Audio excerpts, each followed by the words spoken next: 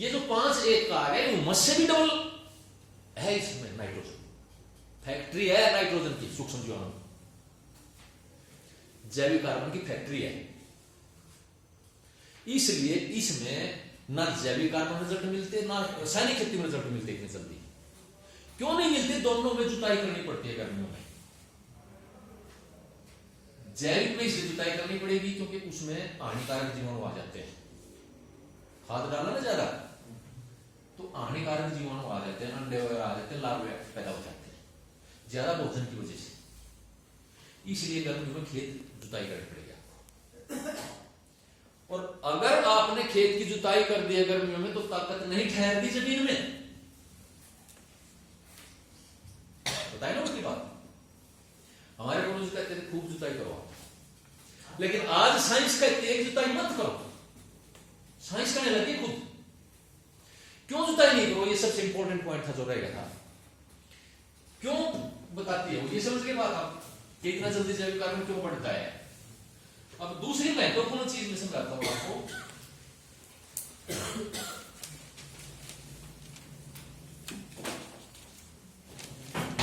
कि आपको खेत की कम से कम जुताई करनी है, खासतौर पर गर्मी में।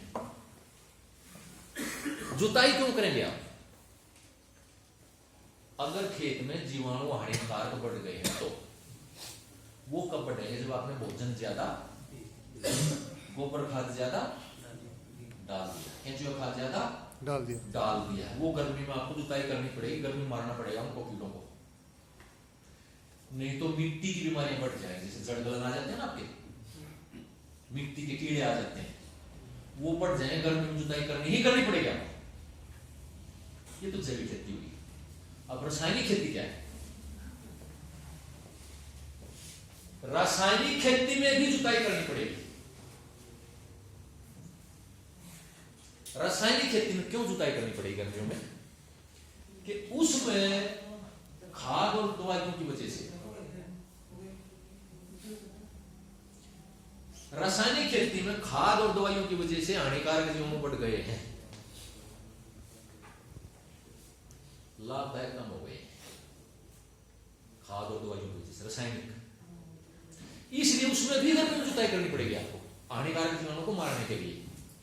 लेकिन प्राकृतिक खेती में आपको कम से कम जुताई में काम चल जाएगा, आपको ज्यादा जुताई करने की जरूरत ही नहीं, क्यों भोजन नहीं दे रहे हम।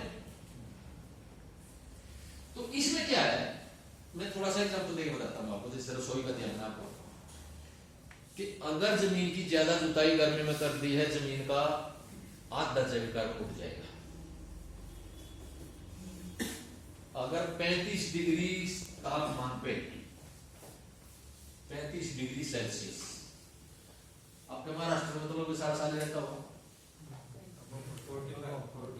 ठीक है, 35 से ऊपर है, अब भी 30-32 तक होगा आपका, होगा ना, थोड़ा 1-2 महीने कम रहता होगा, नहीं तो रहता ही आपका। 35 डिग्री पे आपने अगर खेत खोल दिया है तो 45% जैविक कार्बन उठ जाएगा, कार्बन डाइऑक्साइड मिल जाएगा। इसको दूसरे उदाहरण से समझाता हूं। आप डाइट ले लें अच्छी, घी वगैरह प्रोटीन वगैरह खा के खेत में काम करने लग जाए, कस्सी है कुछ वो लेके, तो आप 20-25 मिनट में थकने लग जाएंगे। अगर मौसम ठंडा है, सर्दियां हैं, तो आप डबल टाइम तक काम करेंगे ना। क्यों है कि गर्मी आपकी ताकत को खा जाती है। आपको जितना जल्दी सांस चढ़ेंगे वो टूट गया भोजन समझो आपका। सर्दी में देर से थकेंगे आप, गर्मी जितनी ज्यादा बढ़ती चली जाएगी उतनी जल्दी थकने लग जाएंगे। क्यों थकने लग जाएंगे? आपकी ताकत उठ जाती है। अब इसको दूसरे उदाहरण से समझाता हूं। हमारा जैविक कार्बन कितना है यहाँ का? 0.2 0.3 बताया मैंने, 0.3 0.4 जमीनों का बताया ना। अब मैं पूछूं आपसे, हिमाचल प्रदेश या उत्तराखंड या जो पहाड़ी है जम्मू कश्मीर, वहां का कितना जैविक कार्बन? वहां का लगभग 1 के आसपास मिलेगा। अब मैं पूछूं आपसे कि यूरोप जो ठंडे देश हैं, अमेरिका जो ठंडा देश है, वहां की जमीनों का कितना ऑर्गेनिक 3, 4, 5, हमारे से 10 गुना तापमान के साथ हो जाता है। तापमान बढ़ता चला जाता है, टूट जाता है। इसलिए बगैर जरूरत के खेत की जुताई ना करना। आज साइंस में सिद्ध हो चुकी है बात, साइंस भी बता रही है, रासायनिक वाले बता रहे हैं ये बात। ये चीज दी थी किसने? प्राकृतिक खेती के पिता हुए जापान से मासानोबु फुकुओका। प्राकृतिक खेती के पिता कहा जाता है उनको, मासानोबु फुकुओका, जापान से। उनसे पूछा कि क्या होती है प्राकृतिक खेती।